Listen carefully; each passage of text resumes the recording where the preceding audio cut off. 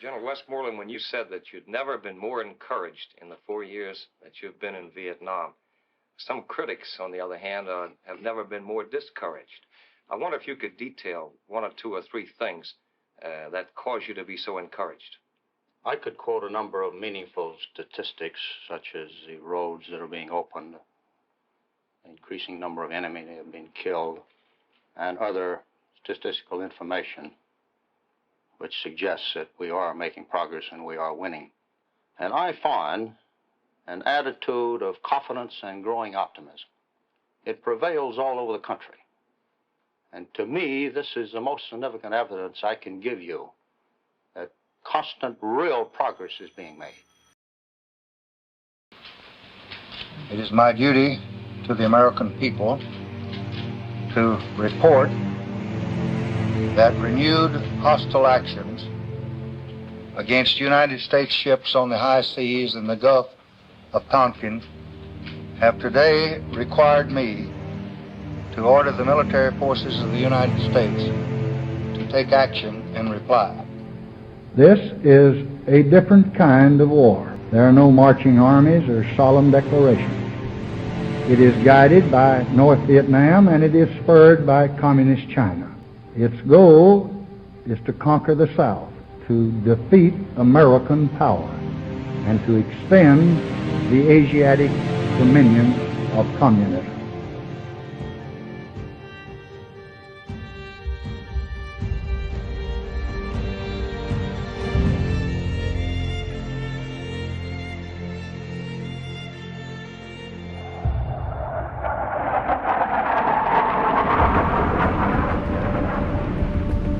So we had 6 to 8 weeks to get combat ready, loaded in old Navy ships and aircraft carriers. Made a 1-month sailing voyage to Vietnam. On August 1st, 1965, the 1st Air Cavalry Division is deployed to Vietnam. This will be the first time air mobile units will be used in a war zone. When we got to Vietnam, the first thing we had to do was establish a base camp. So we spent a couple of weeks doing that. Well, you know you make me wanna kick my heels up and throw my hands up and throw my head back and come on now, don't forget to say you. Then we started small patrols out of the base camp. Those initial operations were all to the east, to the coast, and not to the west, to the highlands. They took the 1st Brigade, deployed it into the Pleiku-Plame area. So 8, 9, 10 November, 1st of the 7th arrived. The mission is, go find the enemy. So 1st of the 7th got the mission. November 14th, 1965. The 1st Air Cavalry will conduct a battalion-sized air assault into the base of the Chu Pong mountain complex. The objective is to find and destroy an alleged North Vietnamese supply base stationed there. Roughly 400 Americans will go up against an estimated over 1,000 enemy-strong unit. This will be the first major battle of the Vietnam War. Primary landing zone is to be LZ X-ray.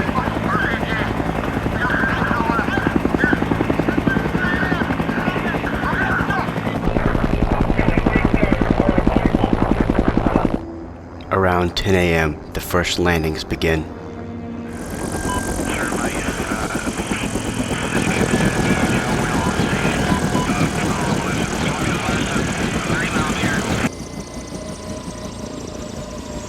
The only enemy to greet them is a North Vietnamese prisoner.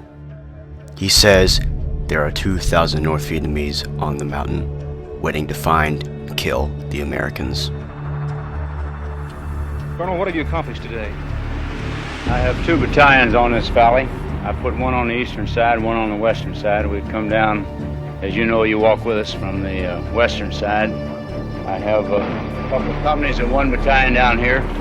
We're cleaning out these villages at the present time. The noise you hear is part of that.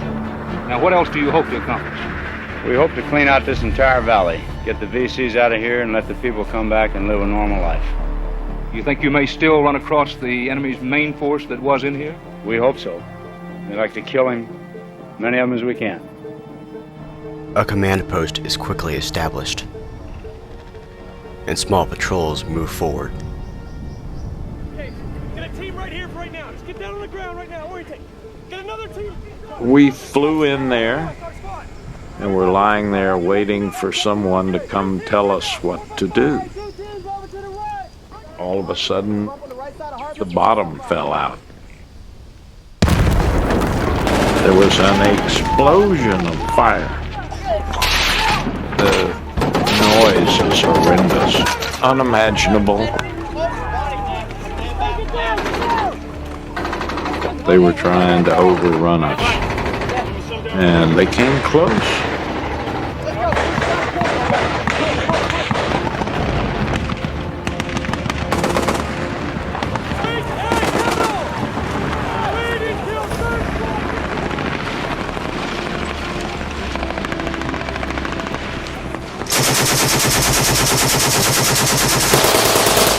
And finally, Colonel Moore says, "Call Broken Arrow." And when that call was given, every available fighter bomber in Vietnam diverted to that place.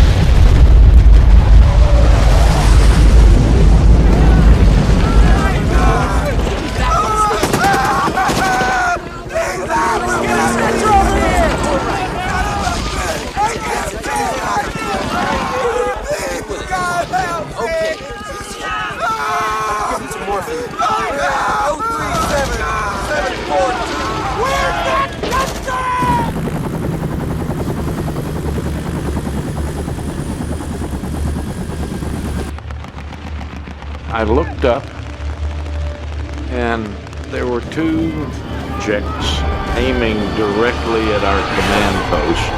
It's dropped 2 cans of napalm, and it's coming toward us. As the thing exploded, these kids were dancing in that fire, and you can hear the screams.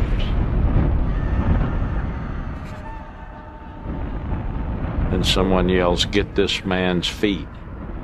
And I reach down, and the flesh is cooked off of his ankles. He died 2 days later. The Battle of Chu Pong is rapidly turning into the worst of the Vietnam War. The biggest armies, the gravest losses. Today, a fresh battalion of North Vietnamese troops hit the 1st Cavalry front at a new point, and the fighting is reported heavy. The Communists have not retreated despite the loss of as many as 1,500 men killed in 3 days. The 3-day-old battle raging in Vietnam's Central Island may well have signaled a dramatic change in the character of the Vietnam War. The Battle of Chu Pong Mountain in its 5th straight day was reduced to sporadic skirmishes. Soldiers of the 1st Air Cavalry Division poured northward looking for a major North Vietnamese supply base believed to be in the area. It's made clear now that yesterday's fighting at the foot of Chu Pong was the most costly single action of the Vietnam War. American troops walked into an enemy ambush.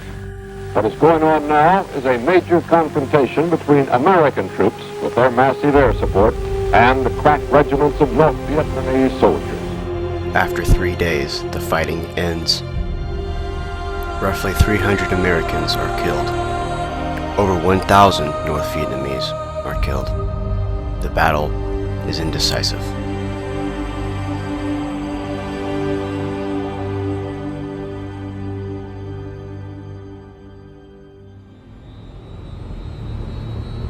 With a kill ratio of 12-1, the Battle of Ia Drang convinces U.S. commanders to implement a new strategy: search and destroy. U.S. troops will search out enemy emplacements in South Vietnam and destroy them in such high numbers the enemy will be combat ineffective. patrol boat rivers, or PBRs, prove vital to accomplish this.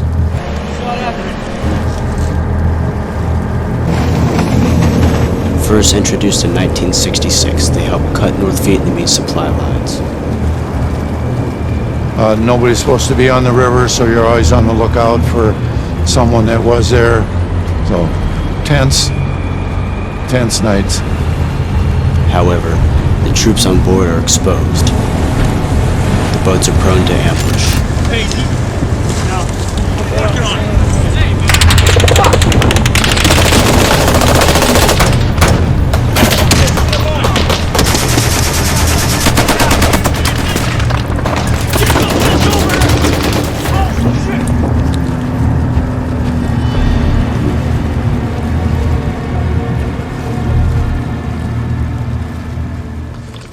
While on the ground, GIs patrol, searching for any enemy activity. In case of heavy casualties, medical evacuation, or medevac helicopters must be on standby at all times. The job of a helicopter pilot is extremely dangerous. An Army battalion were going in to stop a supply train coming down the Ho Chi Minh Trail, and they got located by the enemy.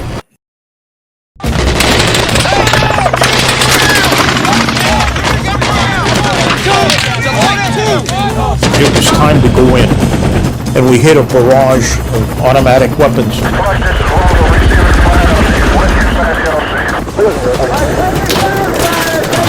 So we've located the troops and laid down fire around them.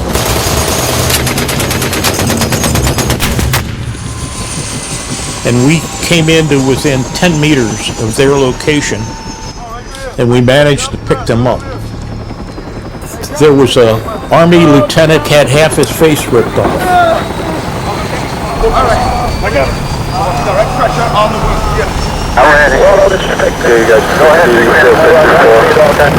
On the west side of the old nearby Benny's are in off. That's right. I took right over here to the north. Roger that. I'm still receiving heavy fire over. I'd like to work in here and get over. Roger that. I got it. He's going to the hospital in a half hour. He's in trouble. It's going to be okay.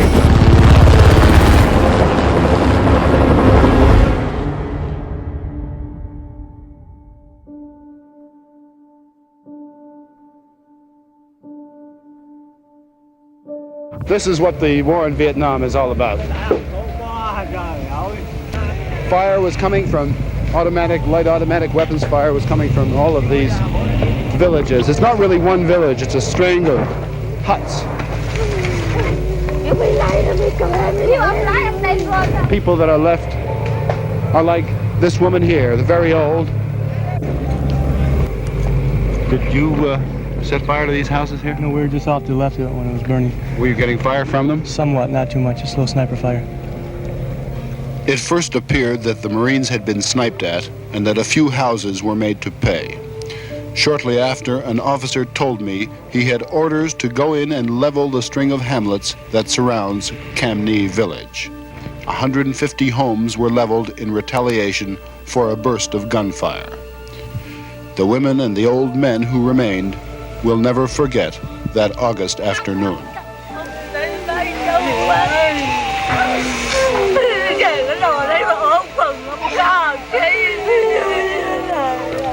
Today's operation is the frustration of Vietnam in miniature. There is little doubt that American firepower can win a military victory here. But to a Vietnamese peasant whose home means a lifetime of backbreaking labor, it will take more than presidential promises to convince him that we are on his side. Somewhere down in Saigon, there's supposed to be a battery of generals who are dictating the manner in which the Vietnam War is being fought. But never in history has any army had to thrust so much responsibility for its very survival on the manner in which the men on the ground conduct themselves. You've been out here quite a few months now. Have you felt what you've been doing here is worthwhile? Sometimes yes, but majority of the times no. Nobody wants it. Everybody just wants to go home. How do you feel when you get orders to move a bunch of civilians out of a village or something like that? Does it bother you, or is it just part of the job? It's just like a game, really. One day we rounded up 200 prisoners. We burned down every hooch we could find. Mama sons, babies, didn't matter if they were sick or what. Well, sick people we left behind, that's right. We didn't bother them too much. Killed off all the animals or drove them away. Then they couldn't get enough helicopters out to lift these people out and evacuate them to a pacified area, so they turned them all loose but 21 of them. And they went back to their trampled over gardens, their dead animals, and their burned down hooches. I imagine now if they weren't pro-CVC before, they are now. What do you feel you're fighting for now? Just survival, go home. Just to make it home and get out of here. And get out of the army and start living a normal life where you don't crawl around in the ground, you're not dirty every day, you know. Don't have to worry about getting shot or maybe shooting somebody or getting blown up in a booby trap or something like that. We are the unwilling, led by the unqualified, doing the impossible for the ungrateful, reads the inscription on one man's lighter.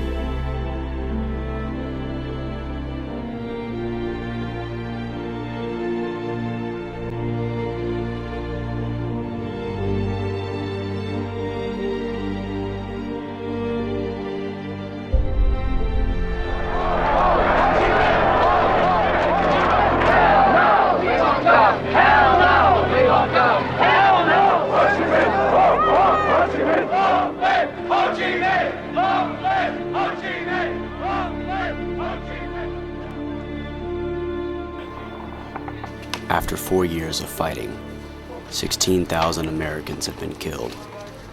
Many don't see an end to the war. In January 1968, there's a momentary ceasefire in honor of the Tet holiday.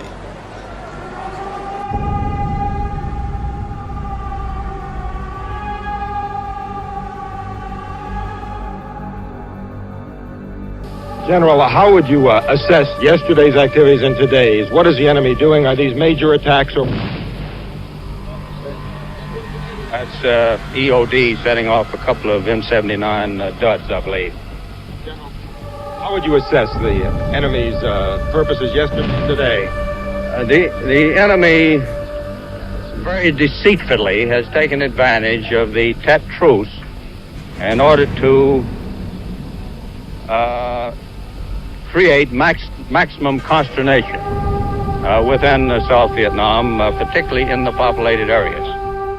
Just after midnight their time, a band of Viet Cong raiders blew up a power installation and attacked 2 police stations in Saigon. It all amounts to the most ambitious series of communist attacks yet mounted, spreading violence into at least 10 provincial capitals, plus American air bases and civilian installations stretching the entire length of the country. None had greater psychological impact than the assault on the American embassy in Saigon. On January 30th, 1968, the NVA and NLF attack all across South Vietnam.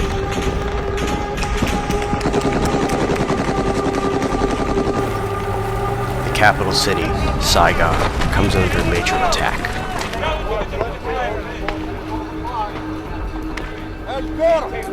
Mass deployments of American and ARVN units are brought into the city.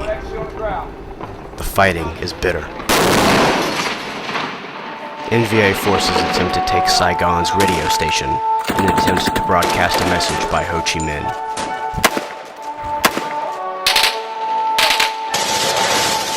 But a technician cuts them off, instead playing classical and rock music.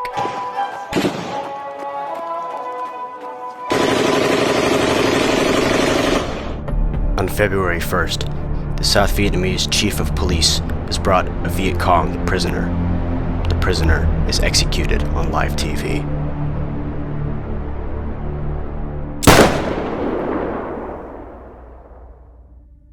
The image of the execution becomes a symbol of brutality of the war.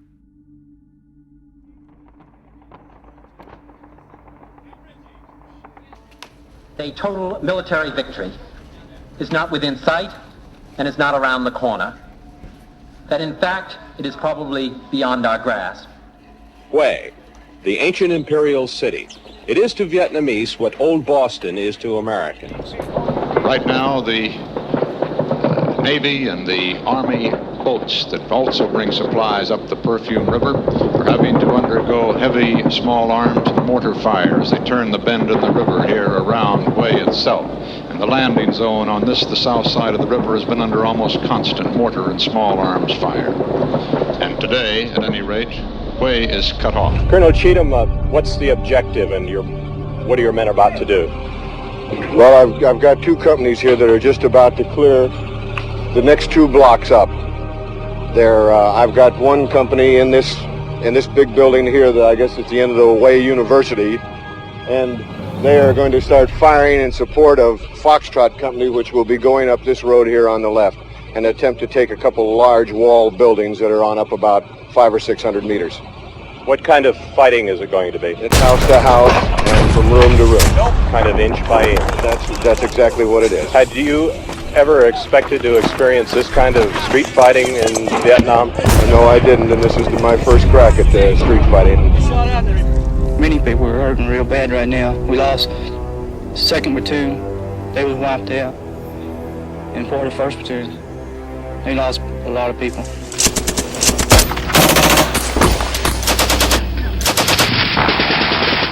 The platoon leader has called his men forward.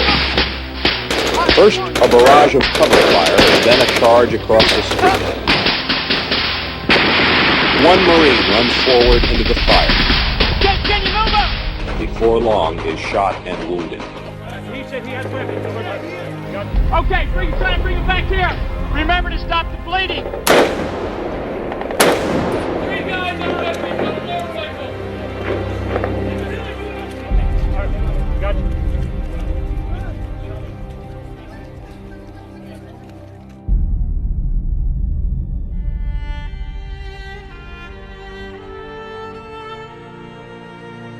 For it seems now more certain than ever that the bloody experience of Vietnam is to end in a stalemate.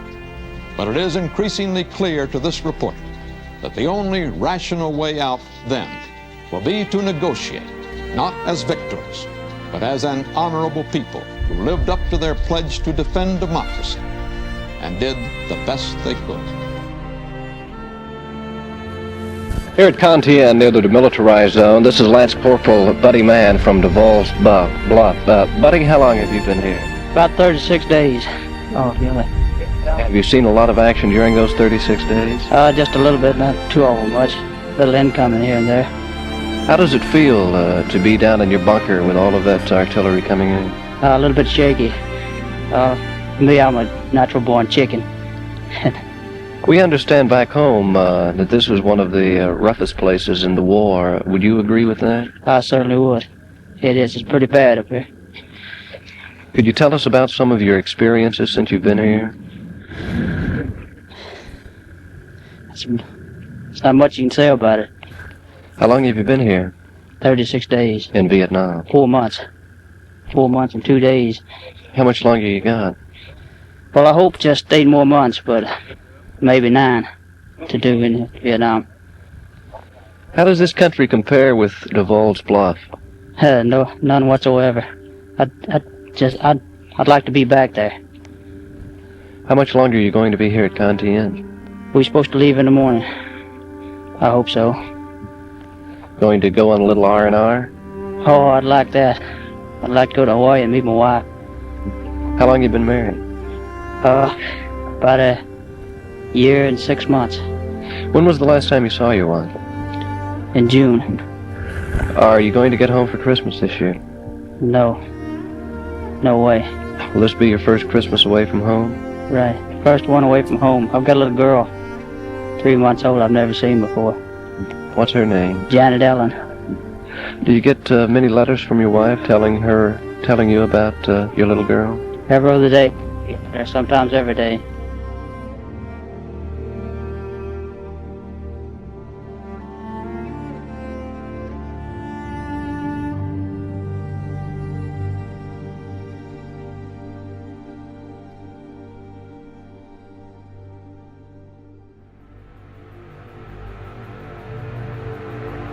After the Tet Offensive, President Lyndon B. Johnson announces he will no longer run for the next presidency. I shall not seek and I will not accept the nomination of my party for another term as your president. New President-elect Richard Nixon wins on the promise of ending the war in Vietnam. Over 300 Americans are being killed weekly.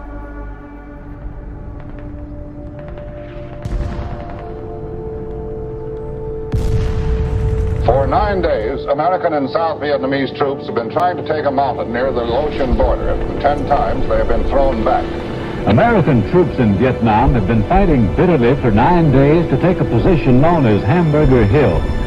I ended up on a place called Hamburger Hill in 1969. At 4 o'clock on the morning on the 17th of May, they came into the NCOs who, drop your cocks and grab your socks, boys. Get those rucks filled up. We need you on that hill.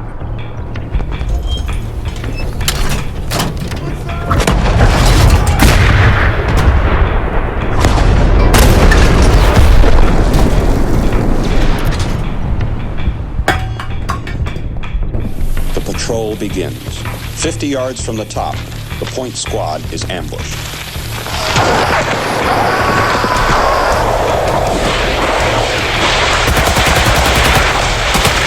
The word is passed down the hill.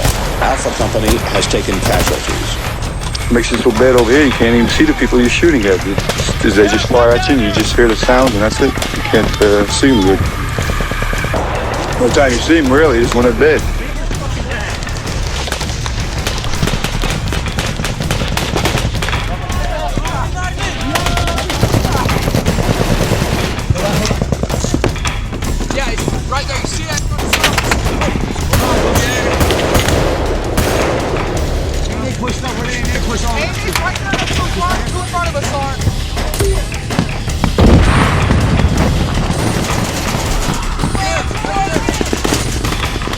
Fourteen, 15 guys, including myself. Half of those guys were already walking wounded.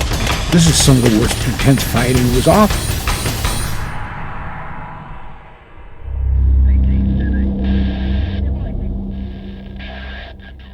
Today, the 10th day, with 39 Americans dead and 273 injured, they took it. With the costly victory of Hamburger Hill, Kennedy lost patience himself. The battle, he said, was senseless and irresponsible. American lives are too valuable to be sacrificed for military pride. Tomorrow is Memorial Day, and speeches will ring with the phrase, "These dead shall not have died in vain." I wish I could be sure that phrase applies to the 55 young Americans whose lives ended on Hamburger Hill last week. Apparently we attacked the hill only because the North Vietnamese were on it. And now that we have killed most of them, we have no real interest in staying there. It is fair to assume that other North Vietnamese will come back to it, and if we follow the rationale of the first attack, we will attack again, with, I suppose, the same result, another victory. There has been an entirely understandable and adverse reaction to it. Well, the American people have great staying power, and it is no sign of weakening will to recall that some of the young men who died last week on Hamburger Hill were only 10 years old when the first American fell in Vietnam.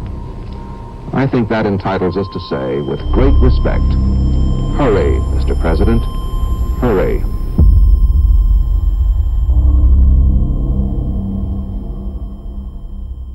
Defense Secretary Melvin Laird said the U.S. 3rd Marine Division will be one of the units involved in President Nixon's most recent redeployment order. This afternoon, the U.S. command announced departing units will include supporting elements of the 1st Marine Air Wing, plus the 3rd Brigade of the 82nd Air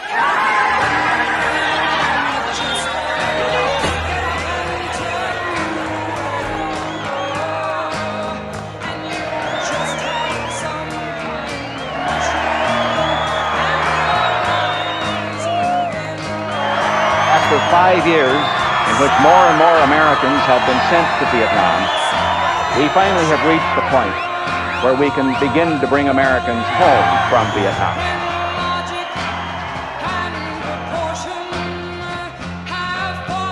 As American forces withdraw, they begin the process of Vietnamization, training the South Vietnamese army to replace combat operations held by U.S. troops. However, they are poorly trained. They lack proper equipment and morale. their American advisors see no hope.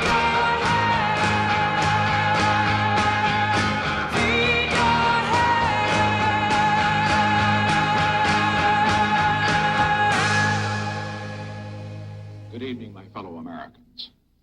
10 days ago, in my report to the nation on Vietnam, I announced the decision to withdraw an additional 150,000 Americans from Vietnam over the next year.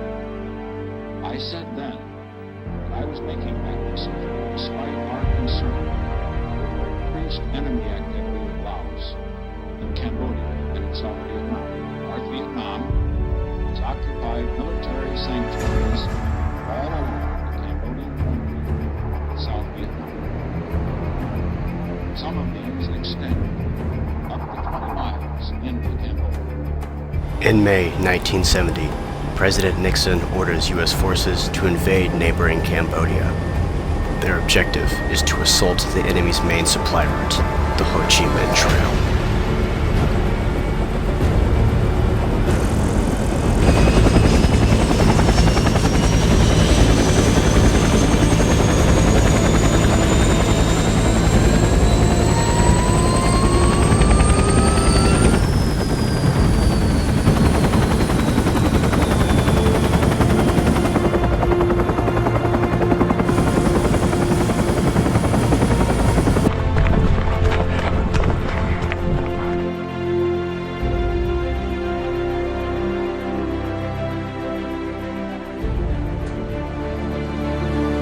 The 11th Armored Cavalry Regiment launched the major thrust across the border May 1st. The regiment charged forward in tanks and armored personnel carriers toward its objective, sweeping the miles of thick jungle, searching for the headquarters of Kazvin. What would you say are the odds, relatively, finding the bunker complex? Well, if it's here, we'll find it. I dare say that by the time we do, the birds may have flown the coop. There's nothing very stealthy about a cavalry regiment coming through the jungle, so he's had plenty of warning now. But the mission is to get in and destroy his base complexes, his communication systems, his rice caches, and so forth. The slow, methodical process of searching the Cambodian sanctuary is now underway. When President Nixon first announced this operation, we got the impression that you expected to find a major Viet Cong headquarters, the center of all their operations, and this doesn't seem to have happened. Do you think this is important? Oh, Kazvin headquarters is extremely important, just as MACV headquarters is extremely important to our operations here. And when you say that we expected to, I think the proper phrase is we hope to. It's cost the Americans an immense amount of political capital, and it's threatening once again to expose the judgment of their generals to ridicule. For the price President Nixon has paid for this adventure in prestige and popularity, he needed to bring home more than a few sackfuls of rice. In wake of the offensive, mass protests spark at Kent State University. They turned violent. Members of the Ohio National Guard opened fire on the protesters, killing 4.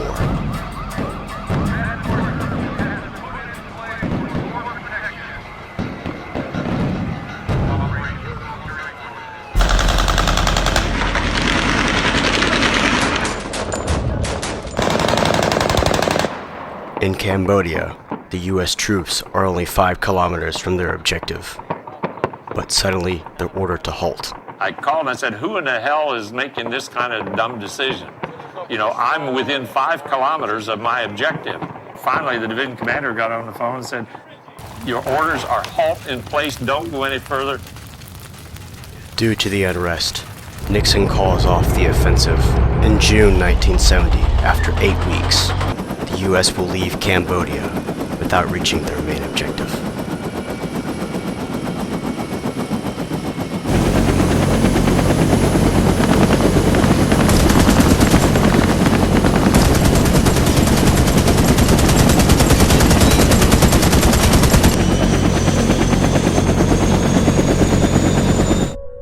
On August 11, 1972, the last U.S. combat troops leave South Vietnam.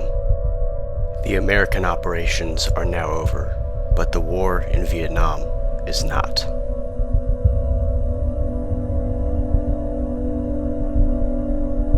Negotiations continue for the next 3 months, until January 27, 1973. All parties signed the Paris Peace Accord, ending hostilities between the three countries. I have asked for this radio and television time tonight for the purpose of announcing that we today have concluded an agreement to end the war and bring peace with honor in Vietnam and in Southeast Asia.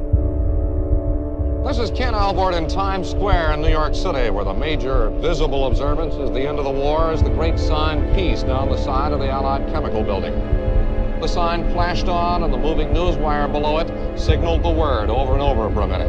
And on this rainy, cold evening here, there were a few around to see it. Times Square, which had filled again and again over the years with crowds demanding peace, and a rather smaller crowd to celebrate its arrival.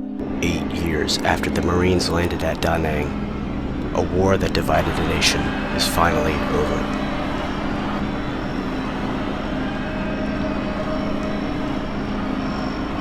However, 2 years later, the North Vietnamese launched their largest offensive yet into the south.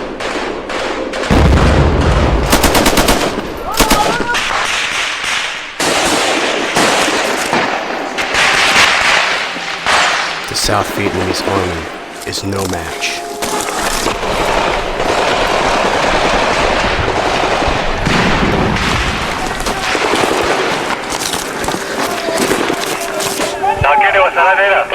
In late April 1975, the North Vietnamese reached Saigon. Civilians scramble to leave the country. On April 30th, just before 8 a.m., the last American chopper leaves South Vietnam.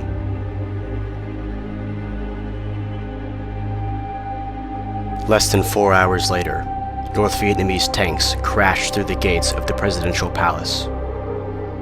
Then, a radio message broadcasts, Saigon has fallen. Saigon is fallen, the presidential palace is taken. It was over. It was over.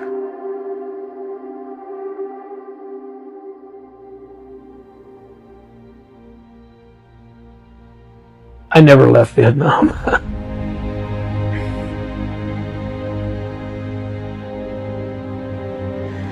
It's